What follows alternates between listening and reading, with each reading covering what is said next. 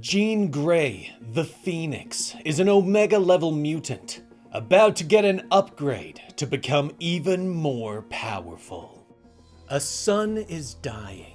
Massive waves of energy wash away from the dying star.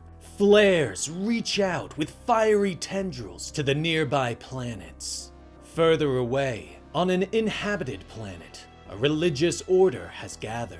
There are looks of despair and fear as the congregation stares up at the flaring star in the night sky. But a holy man stands before them. This is not the time for fear. This is a time for gratitude. To be thankful that the one true has provided us with this opportunity. To show piety. This is all part of the plan, the holy man shouts. But not everyone agrees with him. The holy man looks on in disgust as some try to run, as if they could flee the dying star.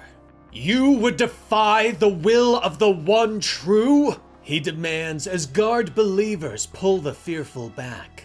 If we run when the one true calls on us, then we are certainly not worthy. Whether the road is paved with flowers or ash, we will walk it together, he says with a smile. Suddenly, there is another flare and the temple around them begins to crumble. A young girl looks up in shock as someone seems to appear from the flare. Jean Grey, the Phoenix, hovers over them. She waves her hand, knocking away the debris that could have hurt some of the believers, and slowly lowers her fiery body to the ground. But the holy man glares at her. The Phoenix? I knew you would come for us, that you would destroy us like you have done so many before, he growls. But Jean shakes her head. I am not here to harm you. Your son is dying, and it will take you and your people with it. But I won't let that happen, she says. Her voice sounds like the roar and crackling of a fire. She leaps back into the air and flies into space, arriving at the dying star in moments. She spreads her arms wide, as if the wings of a phoenix. She holds out a hand and begins to call to the flames. The great cosmic entity powers her, and the flames of the sun listen. Meanwhile, at an Omega Core intergalactic prison known as Kiln 2, Richard Rider is trying his best to save the universe's worst criminals from being sucked into a black hole. We should just leave them! When this black hole collapses, it will take everything and everyone with it! Cade shouts to Nova as they rush down the prisoner corridors, but Ryder shakes his head. I won't sentence them to die here, Cade. Tell your guards to prepare the transport ships, Nova orders. But suddenly, the entire station shakes violently, slamming them into the corridor walls. Sparks fly and fires rage. Smoke curls through the hallways as the prison begins to tear apart. Alarms begin to sound as Richard hears prison doors begin to slide open. He struggles to his feet, turning quickly as he tries to see through the smoke. Nova! Morgue is free! A prisoner growls as he launches through the smoke, slamming into Nova and knocking him away. He reaches out and grabs Nova by the face. Hello, Morgue. Long time no punch! Richard gasps as his hand begins to glow with the power of the Nova Force. He lashes out hard, hitting Morgue hard enough to send him into the wall. You guys still want to put these guys on a transport? Cade asks as she rushes to Richard's side. He nods quickly. I do, but I think we need backup, he tells her. Meanwhile, Jean is floating in the vastness of space. Her body is glowing from the energy of the sun, but her mind reaches out for Scott and finds him back on Earth, making a cup of coffee in the X-Men's break room. They were afraid of me, Scott, she tells him, sharing her memories of the planet she just saved. They weren't afraid of you. They were afraid of the Phoenix, he reminds her as he sits with his coffee. She tells him about her day, how she absorbed the excess energy of the dying sun and extended its lifespan. "You're amazing," Scott thinks to her as he sits quietly. The two continue to talk, with Jean thanking Scott for allowing her to take one of the X-Men's Blackbirds on her trip through space, explaining that it is a reminder of her home on Earth. But suddenly, a powerful psychic alarm sounds in Jean's head. "It's a distress signal, Scott. I have to go," she tells him quickly as she returns to her ship. On Earth, Scott smiles. "Don't apologize. Go save the galaxy. I love you," he thinks to her. Back on Kiln 2, a small prisoner is banging against the glass of his cell. "They're going to let us die! They can't do this! I don't have a death sentence!" the alien shouts. He curls up into a ball, calling out for his god, but a massive boot slams into the side of his head. "You don't need a god! Not that one, anyway!" Pericus, former enemy of Thor, growls. Suddenly, the station shakes once more. Explosions rip through the walls, shattering the cell. "Our prayers are answered!" the little alien shouts with joy, but Pericus grabs him by the throat, lifting him into the air and snapping his neck. He drops his cellmate to the floor and steps through the hole in the wall without a backwards glance. Elsewhere, Nova has been knocked to the ground again. The walls are collapsing around him, but Morg has recovered and stands over the hero. "Don't die yet, Nova! Morg wants to kill you!" Morg growls as he lifts a sharp piece of debris, but suddenly he can't move. "Wreck time's over, Morg," Jean says as she suddenly flies in and hits the prisoner hard enough to send him through another wall. She reaches out her hand and uses her powers to bury Morg beneath the debris until he disappears. Richard struggles to his feet, a look of relief on his face as he looks at Jean. "You got my message," he gasps. She nods as Richard quickly explains to her that the black hole is collapsing and taking the prison with it. "Though, I have no idea how transport is going to be possible now," Richard says as he looks at the destruction around them. "It's not, but you don't have to. I'll stabilize the black hole," she tells him. Richard turns to her in shock. "You can do that?" he asks. She nods as her eyes begin to glow. "I just absorbed a dying sun. How much harder could it be to stabilize a black hole?" she asks with a shrug. Nova stares at her for a moment. "I don't know how to answer that," he says softly. Jean launches herself into space and floats before the black hole. She reaches out with her powers. The Phoenix moves through her as she begins to twist and dance in the darkness of space, and the black hole begins to respond. It moves with her, to mimic her motions, to calm down.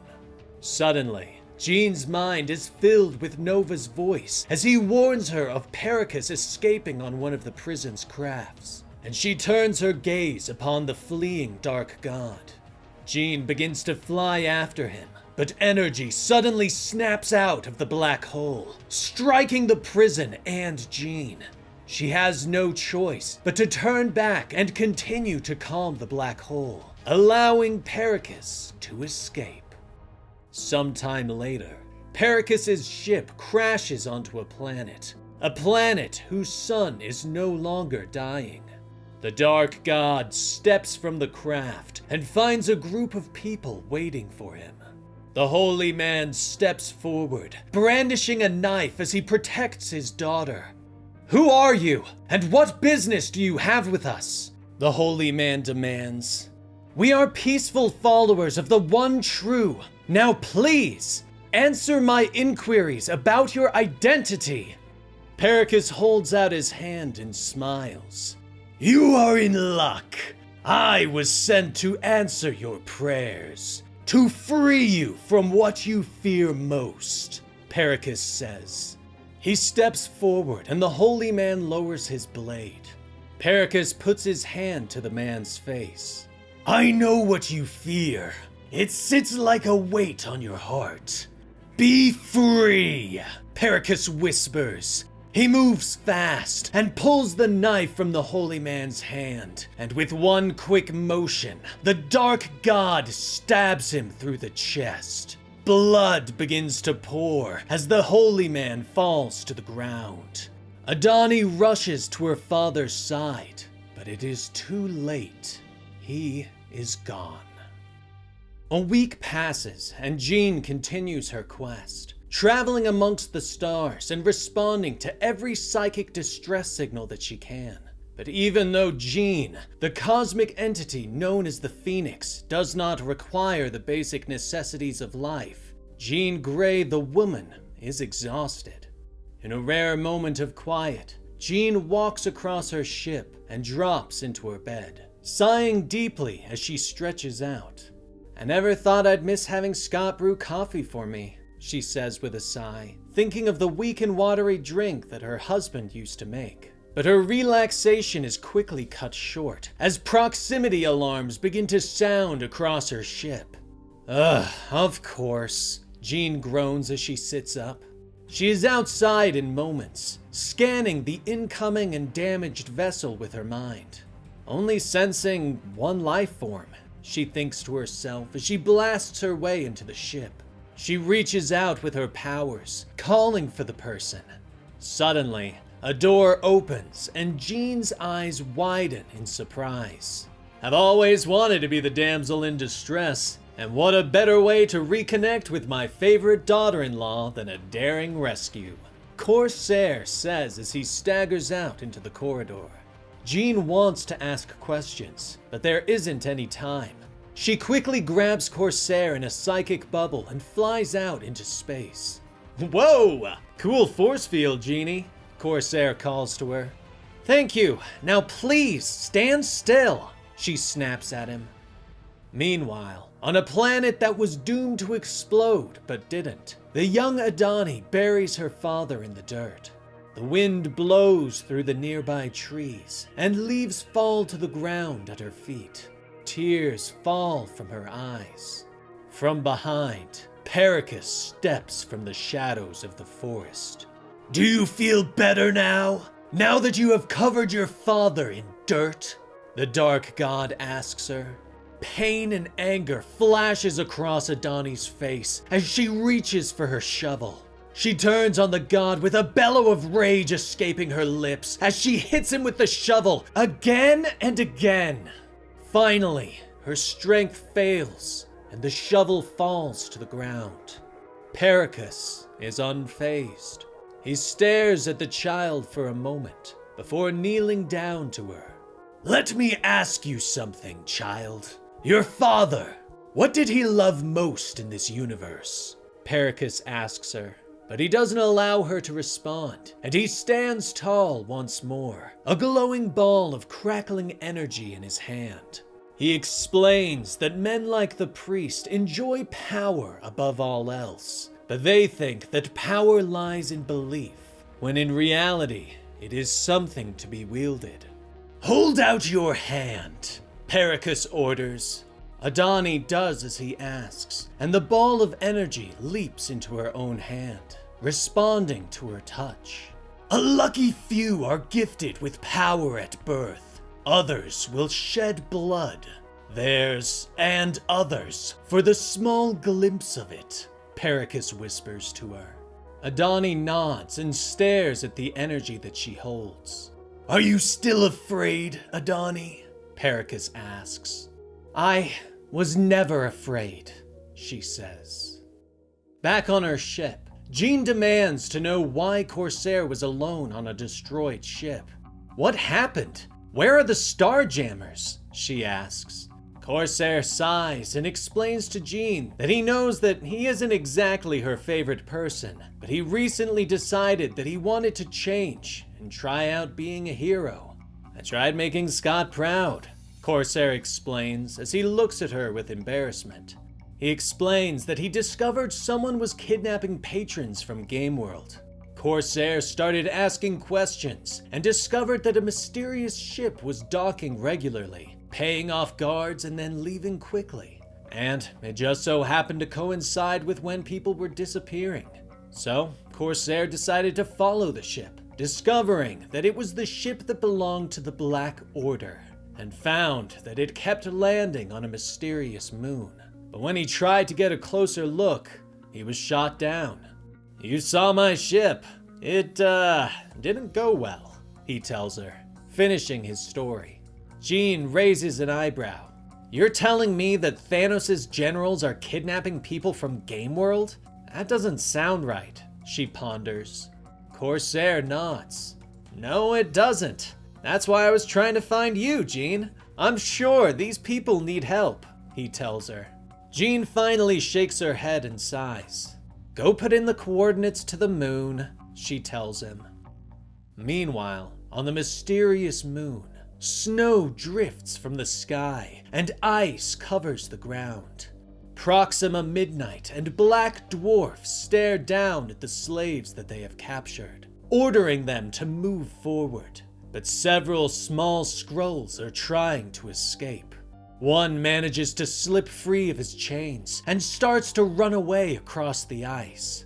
Black Dwarf growls as he raises his axe and prepares to strike, but Midnight places a hand against his chest.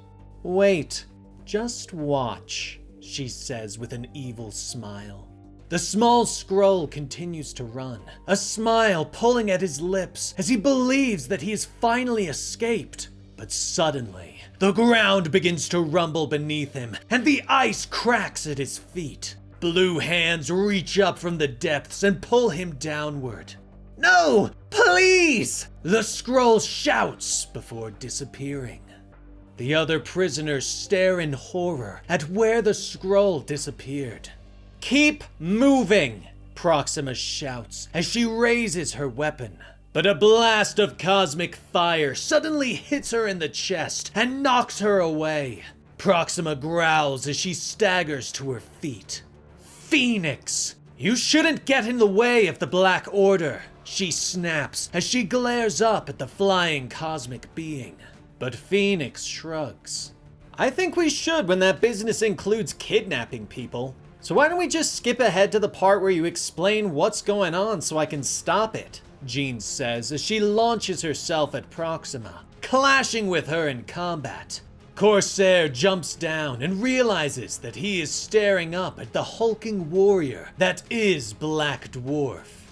Is anyone else around? Maybe I could fight Corvus Glaive? No offense or anything, I just feel like fighting me would be so boring for you, you know? Corsair notes. But Black Dwarf grunts and swings his axe. Corsair manages to jump out of the way and draw his sword, preparing for a fight.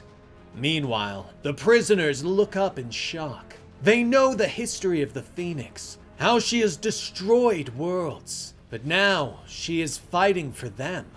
Suddenly, the ground begins to rumble beneath them and the ice begins to crack. Jean looks down at the noise and is surprised as blue hands reach up from beneath the ice and begin to pull the prisoners down. "No!" she shouts, leaving her battle and flying down to the ice. "Hang on! I won't lose you!" she shouts as she reaches down. But suddenly, blue hands reach out and grab hold of her. The frozen fingers sizzled against her hot skin.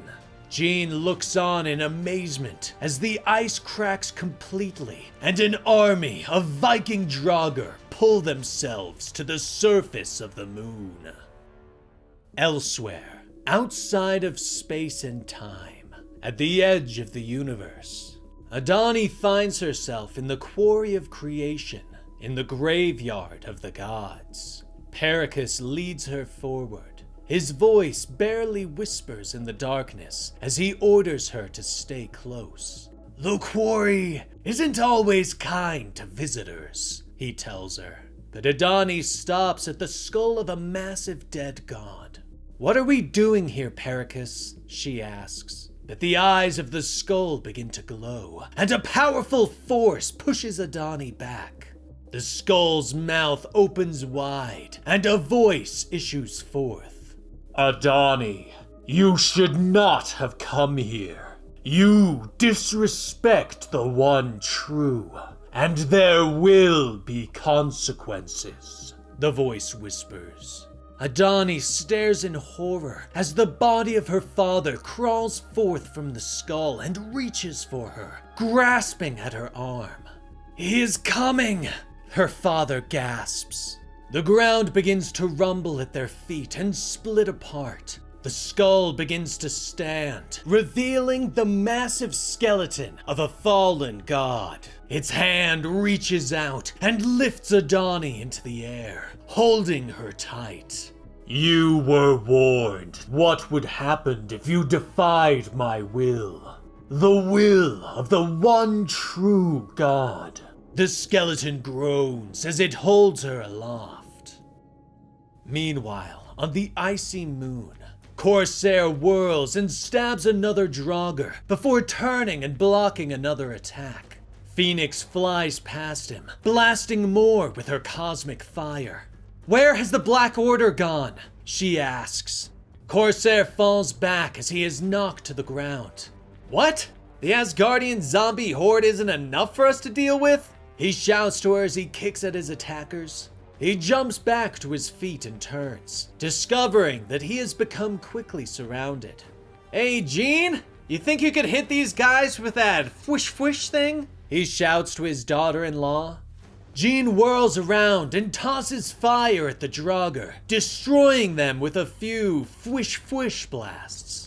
Jean lands next to Corsair, explaining that she needs to understand what is bringing these Draugr to life in order to destroy them. I need to understand what the Black Order wants with these soldiers. I'm going to need you to protect my physical body on this plane while I do it, she says to him.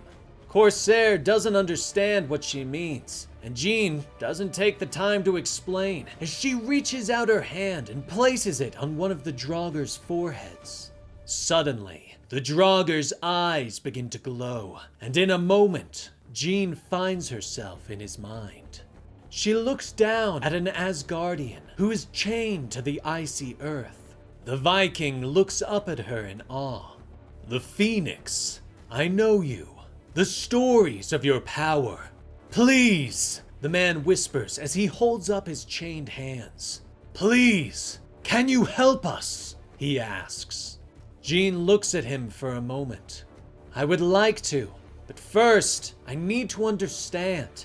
Who are you? She asks. At the quarry, Adonni stares at the massive skeleton god. You're not real. You're just a ghost. Just something I'm seeing, she shouts at it. But the god shakes his head. Belief does not dictate reality, he rumbles at her. He peers at her, noting the anger in her soul. The gods have taken much from you. Allow me to give something back, the god tells her. Images suddenly flash before Adonni's eyes. Images of her past and future. But the future shifts, and she sees herself different in each one. You were brought here to the quarry for us to judge your soul, to judge what you are and what you will become, the god says as he places her back on the ground. He motions to the images, the different versions of her future self. Hurt, anger, loss, even love. All of these things are inside you, and any one of them could dictate the direction that you choose. So, ask yourself, Adonni, who are you? The god asks. On another plane, the Asgardian warrior tells his story. He was once known as Hakan, and his sin was that he loved his home, Asgard. He saw that Odin was a petty ruler, and that his son would also lead Asgard to bloodshed. Hakan believed that Asgard should be a peaceful kingdom, and so, to reach his goal, he gathered his warriors and rose up. but they were defeated by Odin and his forces and condemned to an eternal torture as the Draugr, trapped beneath the ice of this moon. I suppose even I underestimated Odin's cruelty, Hakan notes as he finishes his story. Jean kneels before him. She admits that it is not her place to judge Odin's punishment, and that she doesn't agree with what Hakan did. But she can also sense Hakan and the other warriors' pain. How could I leave you here? I think it's time to rest, she whispers as she raises her hand and releases his chains. On the moon, Corsair whirls and slashes, keeping the Draugr away from his daughter-in-law. If you surrender now, I might just let you... Well, I suppose death isn't much of a threat for zombies, he notes. But suddenly, the zombies all disappear in a puff of smoke, and Corsair stares at his sword in shock. Cool, he whispers. He turns as one of the puffs disappears to reveal a black feather. Corsair reaches out for it, just as Jean returns to her body. You could have told me that this was all for a feather. Time for the truth, Corsair, Jean tells him.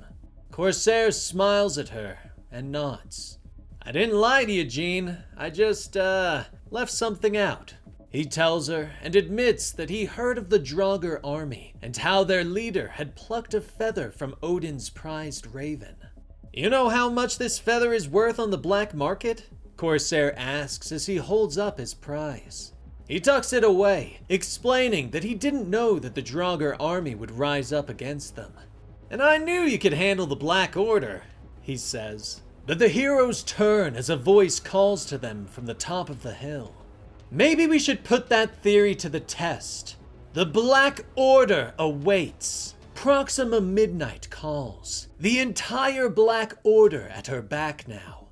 Jean glares up at them. Proxima! Shut up! Jean snaps, before launching forward and knocking her away with a single blast. Black Dwarf roars and swings at her, but she burns his axe and punches him away. Next, the Ebony Maw flies forward, moving his hands and beginning to cast spells. Enough! The business of the Black Order was never your concern, Phoenix! You should have stayed on Earth, where Jean Grey belongs, Moss says as he fires a magic blast at her, but Phoenix meets it with cosmic fire, staying the attack. The next time Thanos wants something in my cosmos, tell him he shouldn't send the B-team for it. Tell Thanos to face me himself. She snarls and pours on the cosmic energy, knocking the magician away. The Black Order staggers to their feet, and Maw opens a portal, allowing the villains to disappear. With the battle ended, Corsair joins his daughter-in-law, apologizing for having misled her. I forgive you, Corsair, and I appreciate that you protected me while I was in the astral plane, she says. She motions to the prisoners that have been released from the ice and asks that Corsair use the Black Order's ship to return them to Game World. Give my best to Scott, he says, as she leaps into the air and flies away. Meanwhile, in the quarry, the skeletal god has returned to its slumber. Pericus watches as an older Adonni, now armed with a powerful sword, steps out from the shadows. The quarry has passed its judgment, he questions, but Adonni shakes her head and raises her weapon. No, the quarry made no judgment on my soul. I did, she hisses. Pericus nods and motions to their new visitors. I'd like you to meet some associates of mine who are going to help us. They are called the Black Order, and they speak for the Mad Titan. Pericus tells her with a smile. Throne World 2, the home of the Kree-Skrull Alliance. Jean Grey has joined Carol Danvers in her role as liaison to the Skrull-Kree Alliance. They fly over the city as fireworks and cheering sound around them. The people of the planet are celebrating their peace. Carol and Jean stop for a moment, with Jean explaining that it is nice to have a moment of peace. She quickly runs through her week with Carol, who smiles at her. "What? No Galactus? Sounds easy," Carol jokes. Carol nods at her, explaining that she's been down the road of self-redemption, and it can be tiring. But you're allowed to take a break from punishing yourself, from righting the wrongs of a cosmic entity that took complete possession of your person and committed atrocities in your name, Carol says as she stands and motions to the city and people around her. You are Jean Grey, the Phoenix, the most powerful person in the universe. Now, use that immense and limitless power to give these people a show, Carol tells her. Jean smiles as she looks down at the cheering people. Yeah, I think I can do that, she says. She holds up her hands and uses her power to create swirling lights and fireworks, bringing more cheers. Later, after much celebrating, Jean looks to her friend. Thank you, Carol. I needed this, Jean admits. Carol nods and hugs her. Just remember, though you are sometimes made of fire, don't burn yourself out, okay? Carol tells her. Meanwhile, at a meeting of the Galactic Council, the Gladiator stands before the council and makes his case. She is a fire that will consume this entire universe. We cannot just allow the Phoenix to continue operating without regulations, Gladiator tells them. The council members sigh, pointing out that they have been over this argument in the past. The Phoenix has so far posed no threat. We can't charge someone for crimes not yet committed, Mentacle, representative of the House of Rigel, points out. But Gladiator whirls on them, pointing out that they are fools for forgetting about Phoenix's past deeds, that if Jean Grey should lose control once again, it could be a disaster for the entire universe. And what would you propose we do? If the Phoenix is truly as powerful as you claim, how can we do anything to stop her? Empress Kuga asks. But a new voice rings out. Stopping her isn't the answer. You need to control her, Pericus says as he steps into the chamber, flanked by Adonni.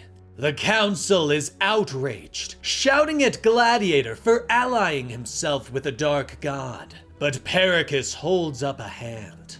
Please, reserve your judgment for the time being. I ask nothing more than the opportunity to prove that the Phoenix is the greatest threat that you have ever faced, Pericus tells them with a smile. Meanwhile, Jean is still enjoying the celebration on Throne World, but suddenly, a voice reaches out for her mind. Phoenix! We have business, the voice whispers. Jean looks around and excuses herself from the celebration. She moves through the crowd of partygoers. Who are you? She asks with her mind. Your executioner, comes the response.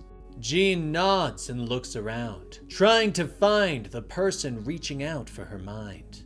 Okay, you want to fight? How about you tell me where you are so we can just get right to it and save some time, she says. Spoken with the arrogance of a god. You're all the same, the voice tells her. Finally, images flash into her mind, and Jean realizes where the voice is located. She leaps into the sky and transforms into fire as she flies into space, eventually coming to the Temple of Creation on the planet of Dogar. Jean lands at the temple and begins to walk in. The voice is stronger in her mind. It feels like a fitting setting for what's to come. The people of Dogar built this temple to appease their god, to offer him tribute. They gave the god everything they had, including their lives. Jean stops, staring into the darkness of the temple that has seemed to come to life. The shadows shift as they step forward, writhing around a pale body. And so your life will be ended here. A fallen god on the soil where a god took too much. Gore tells her with an evil smile. The shadow solidified in his hand as a weapon. Jean stares at him for a moment, fire burning around her. Gore, the God Butcher. There are many problems with your plan, but the biggest one, I am no god, she says before launching forward. Could have fooled me, Gore snarls as he raises his warhammer and swings it at the Phoenix. A god by any other name is just as rotten, Gore bellows. Jean blocks the attack, but Gore's body suddenly begins to break down, becoming a mass of symbiotic bugs and snarling alien snakes. The creatures hiss and attack Jean, though she manages to burn them away. The last god I faced believed he could kill me by absorbing the All Black, Gore says as he appears again, slamming the hammer into Jean and knocking her away. Thor was an idiot and only strengthened my connection to the All Black, allowing its symbiotic core to replace my heart. Now, All Black is me, and I am All Black. He gloats as he rushes at her, but Jean allows the fire to burn brighter and stronger around her. Well, if you're just gonna tell me what part of you to target, she points out. She grabs hold of Gore and lifts him off into space, trading blows with him as they leave the planet's orbit. But Gore does not relent, and his black heart stabs at her. A gasp escapes Jean as the flames begin to die out, and her body begins to float through space. Back at the Galactic Council, the council members are confused as they watch Jean's death. I don't understand why you wanted us to see this, Pericus. If you were trying to demonstrate the horrible power of the Phoenix, watching Gore kill her doesn't prove your point, Pybok points out. But Pericus shakes his head and motions to the holographic images. Keep watching, he orders, reminding the council that the Phoenix is more than just a cosmic force. She is a symbol of rebirth. In the black of space, Jean's hands begin to twitch.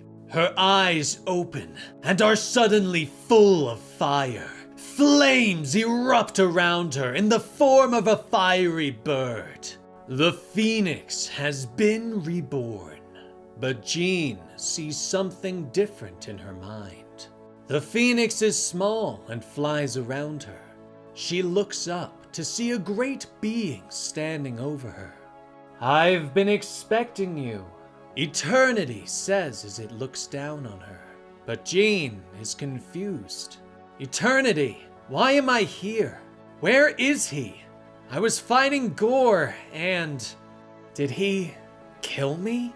She says as she looks at the swirling universe around her.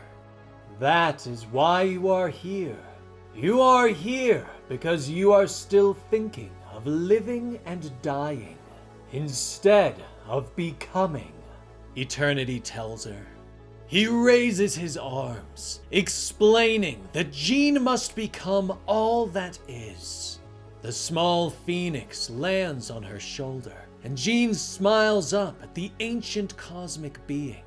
Okay, since you seem to be incapable of speaking in concrete terms, let me see if I can start answering my own questions, Jean says, figuring that her mind has been placed in this psychic pocket in response to Gore killing her. But she still doesn't understand Eternity's sentiment, since she has already become the Phoenix. What more is there to become? She questions. Suddenly, the being known as Eternity shrinks down so that it is her size. He reaches out a hand and places it on her forehead. I will show you, Eternity whispers to her. Suddenly, the vast universe is shown to her in a blur of motion. Cosmic beings that act as the personification of the very core of the universal principles dance before her. It is time for you to join us, Phoenix, to become creation, Eternity tells her.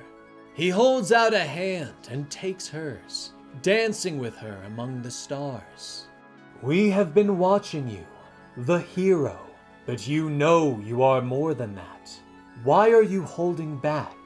We can feel the walls, the prison you have built for yourself, he says as he swings her through the cosmos. Because I don't want to lose Jean Grey, Jean whispers. She pulls away from him.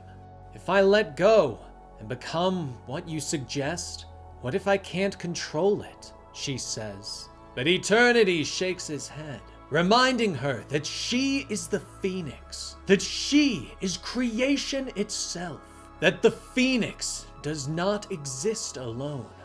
There's a piece of you in every star, every planet, every being. You are creation, Eternity tells her. On Dogar, Jean suddenly bursts into flames. Gore whirls on her, shouting for her to stay down. But Jean's fire burns bright and hot, burning through the symbiotic creatures of the All Black. Jean continues to burn, burning through Gore himself, until all that is left is the small and petty symbiote heart that he had become. You were wrong, Gore. I am not a god. A god has limits, she tells him. She reaches out a hand for the symbiote heart, preparing to burn it to cinders. But Jean suddenly shakes her head and looks to the heavens. You have caused so much pain, but as a star, you will nourish an entire ecosystem of planets, she says, as she puts a small flame into the symbiote heart and sends it into the heavens, allowing it to transform into something more. Meanwhile, the council watches in wonder at this display of power. The Phoenix is dangerous. She stands in opposition to everything you have built, to the order you are trying to maintain here, Gladiator tells them. Finally, the council begins to murmur in agreement. Suddenly, the holographic image of Jean turns and seems to look at them all. You know, I can hear you, she tells them. Gladiator seems unfazed. Then you know that your presence is not wanted, Phoenix, he tells her. But Jean shakes her head, explaining that she is merely here to help. She glances around the chamber and glares at Pericus. I wondered where you crawled off to after you escaped prison, Jean says, promising to hunt him down. But Gladiator uses his heat vision to shatter the image. The council seems shocked, but Gladiator glares at them all. Enough! The Phoenix is coming. An alliance with Pericus is our only chance at survival, he tells them all. On Dogar, Jean looks up as Adonni approaches her. Jean's flames burn bright around her. I had to see you for myself. You're just like I thought. Volatile, Adonni says as she glares at Jean. Who are you? Jean asks, her flames continuing to burn.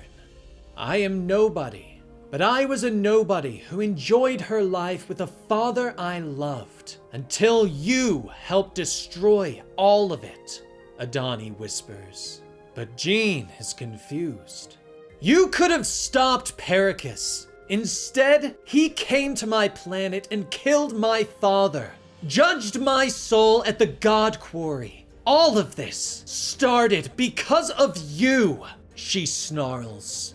Jean tries to explain, but Adonni wants none of her words. She draws the sword she gained from the quarry and leaps forward, slashing at Jean's arm and hurting her with psychic damage. Jean is shocked as her arm begins to bleed psychically. But it is too much for Adonni, who suddenly collapses as psychic power begins to bleed out. Words begin to swirl around them, and Adonni falls to her knees, grabbing at her head. "Make it stop! Please!" she shouts. Jean struggles up, realizing that Adonni can hear the voices of all those who need help. She reaches out a hand and places it on the young woman's forehead. "Voices of all those who need help. All of them are in your head," Jean says. "It hurts!" Adonni cries out. "I know," Jean whispers, as she places her hand on Adonni's forehead. Power passes between them, and Adonni falls to the ground. Jean reaches out to help her up, but Adonni pushes her away. "What did you do to my mind?" Adonni demands. "I created a psychic barrier to help you block out the voices," Jean explains. But Adonni is still angry and reaches for her sword. "I will kill you, Phoenix!" she snarls.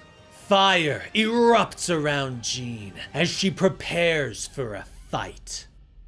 Meanwhile, Pericus stands before the council, promising to deal with the Phoenix. But in exchange for my protection, Thanos will take over leadership of the Galactic Council, Pericus demands. The council turns in shock as the Mad Titan enters the chamber. He smiles at all those gathered. "For a start, then I'll decide what to do with the rest of my galaxy." The Mad Titan rumbles. And that was Phoenix, issues 1 through 5 by Stephanie Phillips. A fun story about Phoenix and her upgrade to God level. What did you think about today's story? Let me know in the comments below.